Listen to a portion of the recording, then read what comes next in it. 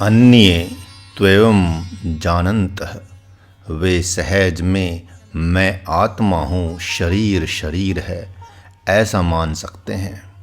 हिमाचल के लोग सहज में मान लेते हैं क्योंकि बहुत पढ़े लिखे नहीं हैं।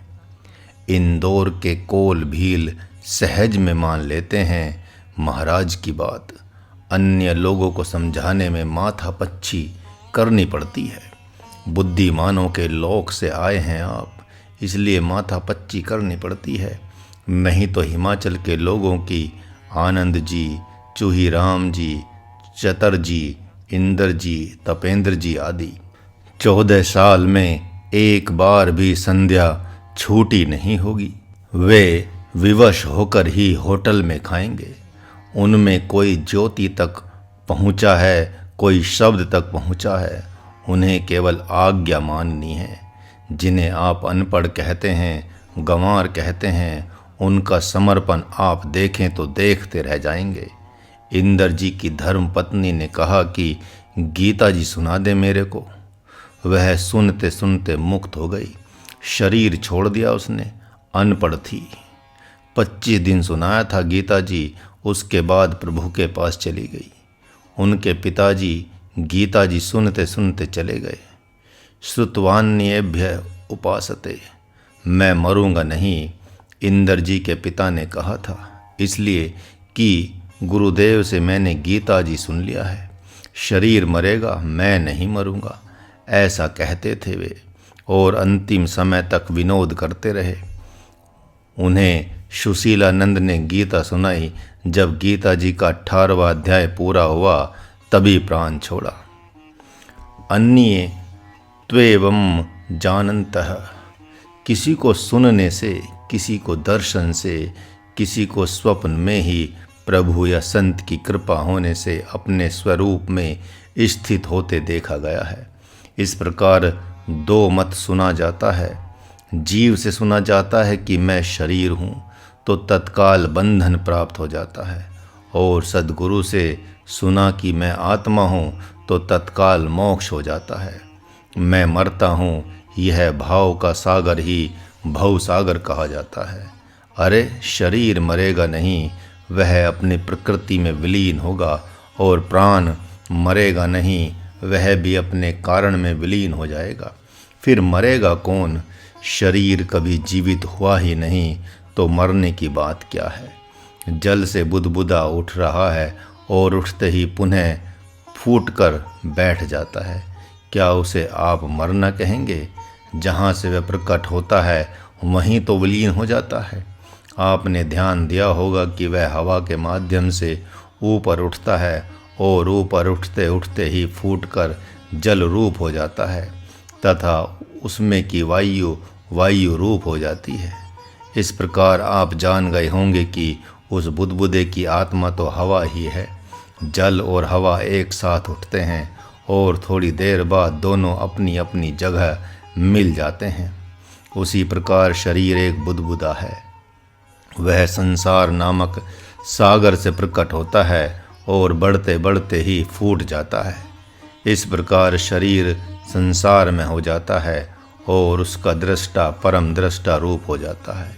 इतनी ही सी बात है। एक साधक एक दिन एकांत में श्रद्धा भाव से फूट फूट कर रोते हुए बोला, महाराज जी, अब मेरी कर्म में प्रीति नहीं रह गई। जिस सद्गुरु के पास से मैं आया हूँ वहाँ 14-15 साल तक कठोर कर्म ही किया हूँ, अतः अब कर्म से मन ऊब गया। महाराज ने कहा कि अब आपको कर्म करने की आवश्यकता भी नहीं है। अब आप सदा सर्वदा मन से जप करते रहो, और मन ऊबने पर मन के अनुकूल शास्त्र का स्वाध्याय करो। उन्होंने रामायण पढ़ना शुरू किया और 1-1 बजे रात तक स्वाध्याय करते थे। ऐसे लोग सहज में सद्गुरु की बात पर विश्वास कर लेते हैं। सद्गुरु के मुख से सुनने मात्र से ही विश्वास हो जाना प्रभु की महती कृपा मानी जाएगी। जो सद्गुरु की बात पर विश्वास नहीं करना जानता, वह त्रिशंकु राजा की तरह अधर्म में ही लटकता रहता है। कुछ लोग सद्गुरु को पाकर भी हजारों सालों से समाधि में बैठे हुए संत को हिमालय में खोजते फिरते हैं। आश्चर्य तो तब लगता है कि अर्जुन जैसे साधक के पास भगवान स्वयं आता है और आप ऐसे साधक हैं कि आए हुए सद्गुरु रूप भगवान को भी अर्जुन की तरह जल्दी नहीं पहचान रहे हैं। यह भी प्रमाण नहीं है कि आपको वे कभी मिलेंगे भी, क्योंकि वे आपसे ही छिपकर हिमालय में समाधि ले बैठे हैं। जो हजारों साल समाधि में बैठ सकता है, यदि आप उसके पात्र होंगे तो वह तो आपको चाहे जहाँ से भी ले जा सकता है।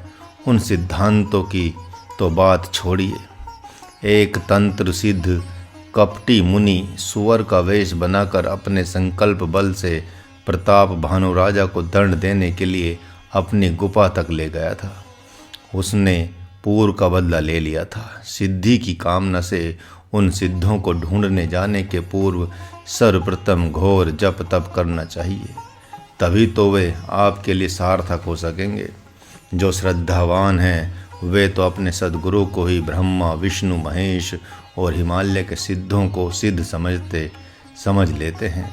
यही नहीं, यदि सचमुच में उन्हें विशुद्ध संत चाहिए ही तो ध्यान योग का अभ्यास करके ध्यान योग के द्वारा उनको उनके नियत स्थान को देखकर वहाँ चले जाते हैं।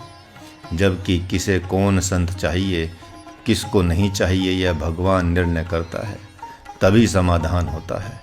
इसलिए भगवान कहते हैं, हे पार्थ, सारे के सारे प्राणी पदार्थ क्षेत्र एवं क्षेत्रज्ञ के संयोग से ही उत्पन्न होते हैं, चाहे वे चल हों अथवा अचल, चाहे वे पेड़ पौधे हों या पशु पक्षी मनुष्य आदि। किंतु इन संपूर्ण प्राणी पदार्थों में सम शांत सच्चिदानंद घन बैठा हुआ है, जो इन सब के नाश होने पर भी उसे नाश रहित ही समझता है तथा सर्वत्र समभाव में इसे बैठा हुआ देखने के कारण से अपने आप का नाश नहीं करता। अतः वह परम गति को प्राप्त कर जाता है। या वत्स संजायते किंचित। हे भरत श्रेष्ठ, जगत में जितने भी चराचर प्राणी उत्पन्न होते हैं वे सब क्षेत्रज्ञ के संयोग से ही उत्पन्न होते हैं।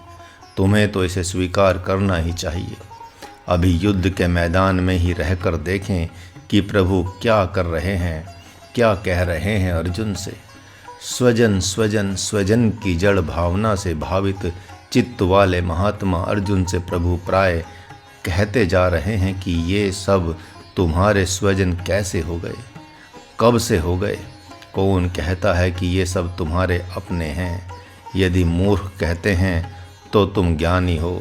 तुम्हारा धर्म नहीं है कि मूर्खों की बात पर ध्यान दो। ज्ञानी तो सद्गुरु और शास्त्र की बात पर विश्वास करते हैं। अतः पहले भले ही तुमने अज्ञानियों की बात को सत्य मान लिया, लेकिन अब मेरी बात पर विश्वास करो कि क्षेत्रज्ञ का जब संयोग होता है तभी सभी प्राणी पदार्थ प्रकट होते हैं। इन जड़ चेतन प्राणी पदार्थों की उत्पत्ति का तो अन्य कारण किसी ने आज तक देखा ही नहीं है, तथा ये क्षेत्रज्ञ भी सनातन ब्रह्म के संकल्प से ही प्रकट होते हैं। इनका भी कोई दूसरा आधार नहीं है। ऐसा भी नहीं है कि क्षेत्र का पिता कोई और हो और क्षेत्रज्ञ का पिता कोई और। जैसे बच्ची किसी और की हो और बच्चा किसी और का, तब शादी का संयोग बनाया जाता है।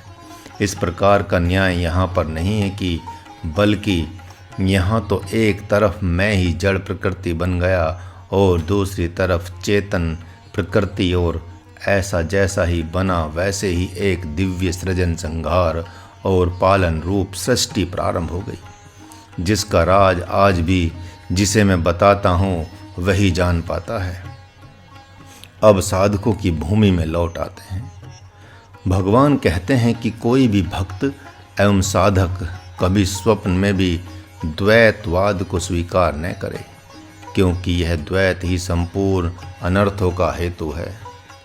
यह तो सभी देखते ही हैं कि जैसे ही खेत में जल डाला जाता है वैसे ही उसमें से असंख्य घास फूस तथा औषधियाँ प्रकट हो जाती हैं।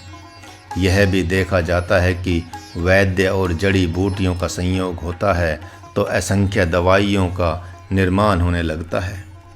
शिष्य और सद्गुरु का मिलन होता है तो विद्या प्रकट होने लगती है। पशु पक्षियों का मनुष्यों से संयोग होता है तो नाना प्रकार का सृजन प्रारंभ हो जाता है। जैसे गाय से पुरुष दूध निकालकर उसमें से घी, मक्खन, छाछ आदि, दही आदि निकाल लेता है। बैल और पुरुष का संयोग होता है तो खेती प्रारंभ हो जाती है। जड़ मशीनरियों और वैज्ञानिकों का संयोग होता है तो साल भर में संपन्न होने वाले काम को एक दिन में करके रख देते हैं। इस प्रकार जब दो का मिलन होता है तो एक तीसरा भाव प्रकट होता ही है। यह सभी देखते हैं, लेकिन इस मंत्र के पूर्व तो भगवान ने कह ही दिया है कि प्रकृति एवं पुरुष दोनों ही अनादि हैं और वे मेरे ही संकल्प हैं। अतः इस न्याय से किसी को अपना मानकर तो कोई साधक आज तक भगवत ध्यान, ज्ञान, विज्ञान में सफल हुआ ही नहीं। पुनः थोड़ा युद्ध के मैदान में चलते हैं कि वहाँ क्या हो रहा है। भगवान मानो कह रहे हैं कि तुम भरतर्षभ हो। हे भरतर्षभ, कहा भगवान ने, भरतवंशियों में जो सर्वश्रेष्ठ हैं वह भरतर्षभ है। जो भरतवंशी है उसमें भारत वास करता है और जिसमें भारतवर्ष वास करता है वही भरतर्षभ है। तुम भरतर्षभ हो, इसलिए तुम भी इस महाभव सागर को, अर्थात मैं मरता हूँ, मैं जीता हूँ, इस भाव सागर रूप भव सागर से मुक्त हो जाओगे। एक बार मैं शरीर नहीं आत्मा हूँ, इसे स्वीकार करो और मुक्त हो जाओ। हे राजन, बोलो संजय, बहुत देर बाद तुम लौटे, क्या लेकर आए हो? संजय ने कहा, हे पृथ्वीनाथ, आज सुना मैंने कि मैं शरीर हूँ, यही भव सागर है, यही भाव का सागर है और भाव ही भव सागर है। इस भव सागर से पार करने की कुछ बात कही है नारायण ने? धृतराष्ट्र ने पूछा। संजय ने कहा कि हाँ, मैं शरीर नहीं आत्मा हूँ, अहम ब्रह्मास्मि, यह दिव्य भाव ही इस भव सागर से पार करने का महामंत्र है, यही महायान है, इतना कहा। संजय इस बात को कैसे कोई मान लेगा? धृतराष्ट्र ने गहरी श्वास लेकर पूछा। मानने वाले मानेंगे राजन। मन ही मन संजय सोचते हैं कि आपका तो न मानने का स्वभाव ही हो गया है, और ऐसा नहीं है कि आप नहीं मानेंगे तो कोई मानेगा ही नहीं, बल्कि आज नहीं तो कल आप भी मानेंगे। एक भक्त कहते हैं, गुरुजी, आपकी बात कैसे कोई मान लेगा? महाराज कहता है उनसे कि मानने वाले मानते ही हैं, आप क्यों मानेंगे? 2 दिन का जन्म हुआ है आपका, 2 दिन का बालक तो 1.5 साल के बाद मानता है।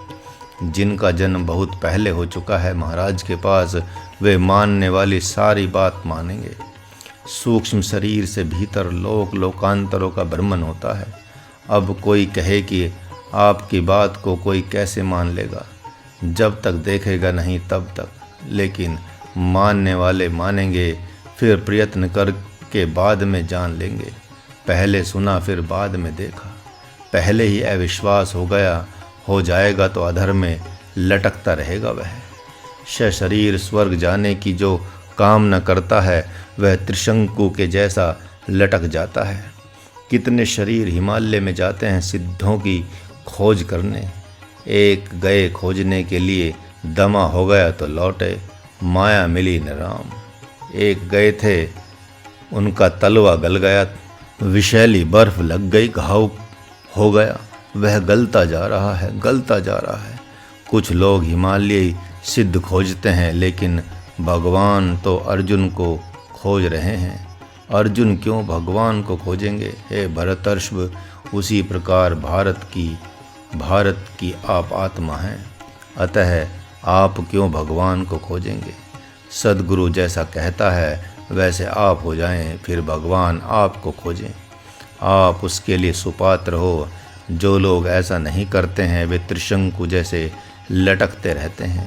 पाँव ऊपर मुख नीचे होने से लार टपकती रहेगी अर्थात बुढ़ापे में लार ही गिरेगी। आँखों से, नाकों से, जीवा से लार गिरती रहेगी। धरती भी नहीं मिलेगी, आकाश भी नहीं मिलेगा, मांगने से मृत्यु भी नहीं मिलेगी। जीवन की तो बात दूर है। आप कहते हैं कोई कैसे विश्वास कर लेगा? अरे नहीं विश्वास करेगा तो त्रिशंकु बनेगा। गुप्त सिद्धों पर विश्वास करेंगे, जो सामने नहीं है उस पर विश्वास करेंगे, जो सामने है उस पर विश्वास ही नहीं करेंगे। आप अंधेरे की बात करते हैं, प्रकाश की बात क्यों करेंगे? कहानी तो यह है कि जो सामने नहीं है वही ढूंढा जाता है, उसकी बात पर विशेष विश्वास होता है। लेकिन जो सामने है उसकी बात पर विश्वास नहीं किया जाता। जल्दी महत बुद्धि उसके प्रति है ही नहीं, इसलिए उसके सामने काली पट्टी बांध लेते हैं लोग जो सामने नहीं है। यह कैसा आश्चर्य है कि अपने लिए जिसने आंखें बंद कर ली हैं उसके लिए हमारे पास आँख हो गई है, अर्थात जो अपने को देखने नहीं आ रहा है उसके लिए हमने आँख खोल ली। आँख बंद किए हुए को देखना, गोरखनाथ जी को देखने लगे हैं लोग। सबके द्वारा कहा भी जाता है कि क्या गोरख धंधे में पड़े हुए हो। गोरख धंधा है ये, यहाँ से वहाँ भटकना, इसको ढूंढना उसको ढूंढना, यह गोरख धंधा है। एक संत ने कहा, गोरख धंधा जैसा इस समय घूम रहे हैं लोग। अरे उनके पास तो सिद्धि थी, आपके पास सिद्धि क्या, अहरनिश साधना भी नहीं है। अतः ऐसा सोचकर इधर से उधर भटकना बंद करें और साधन भजन में मन लगाएं। संत कहते हैं कि कौन सी बड़ी बात हो गई। ययाति जैसा विषय से शरीर स्वर्ग लोक को चला गया तो कौन बड़ी बात हो गई। राजा ययाति जैसा पुरुष जिसने पुत्र की जवानी से विषय को भोगा, ऐसा निर्लज्ज, ऐसा निकृष्ट पुरुष, ऐसा क्षुद्र पुरुष 100 अश्वमेध यज्ञ किया और सशरीर स्वर्ग चला गया तो क्या बड़ी बात हो गई। यदि कोई सिद्ध पुरुष घूम रहे हैं दिव्य लोकों में और आप उसी धंधे की तरफ जा रहे हैं, भगवान की तरफ नहीं जा रहे हैं, तो क्या महत्व की बात हो गई आप में। बड़ी अवहेलना की उस संत ने। भगवान नारायण भी ऐसा नहीं चाहते। स्वर्ग को ढूंढने वाले, दिव्य लोकों को ढूंढने वाले, आकाश में गमन करने वाले को ढूंढने वाले पहले अपने को तो ढूंढ लें। इस प्रश्न का उत्तर ही नहीं है अपने पास कि मैं कौन हूँ। चल दिए सिद्ध ढूंढने। आकाश में उड़ने की कामना हो गई और पता नहीं है कि मैं कौन हूँ। महामूर्खता की भी हद होती है। प्रभु का नाम जपा नहीं जाता, उसमें बल नहीं लग रहा है और चल दिए सिद्ध को ढूंढने। 1000 वर्ष से जो ध्यान में बैठा है उसको ढूंढने चल पड़े। यह पता नहीं क्यों बैठा है, वह जाने और उसका भगवान जाने। आप जहाँ बैठे हैं वहाँ पर तो बैठ जाएं। कौन ढूंढने जा रहा है? आप नहीं जा रहे हैं, बल्कि आपका प्रारब्ध ले जा रहा है ढूंढने के लिए। बहुत लोग गए ढूंढने, लेकिन हाथ मलते चले आए। उन सिद्धों के पास इतनी सामर्थ्य नहीं है क्या कि आपके पास आएं और आपको ले जाएं। वे आप जैसे हिजड़े हैं क्या? निर्बल हैं वे। अरे वहीं से संकल्प करेंगे और आप यहाँ से वहाँ चले जाएंगे। प्रेत खड़ा हो जाए तो शौच निकल जाएगा, पेशाब हो जाएगा, और हिमालय में जब विकराल रूप धारण करके वे सिद्ध आएंगे आपके सामने तो उस समय क्या दशा हो जाएगी। जैसे बालक संत को देखकर कांप जाता है, भैंस लाल वस्त्र को देखकर छलांग लगाती है, उसी प्रकार जब तामस प्रकृति होगी आपकी तब आप छलांग नहीं लगाएंगे, वहाँ पर भागेंगे नहीं क्या वहाँ से। इसलिए पहले तन मन वचन हृदय को पवित्र किया जाता है योग से, जब से, तब से। तब भगवान को यदि आवश्यकता पड़ती है तो भेज देता है वहाँ पर। किसको कौन संत चाहिए कौन नहीं चाहिए वह देता है। पहले जो मिला उसी का तो समादर कर लें। कै ख गै घ जानते नहीं और चल दिए ए ई ऊ री लृ को ढूंढने के लिए। कभी कभार ऐसा होता है कि जन्म जन्म की पूंजी आपके पास इकट्ठी होती है और काक भुसुंडी की तरह लोमश ऋषि के पास पहुंच जाते हैं तथा वरदान पा लेते हैं। अतः इन बातों पर विचार करें, सावधानी बरतें, सद्गुरु की बात पर विश्वास करना सीखें।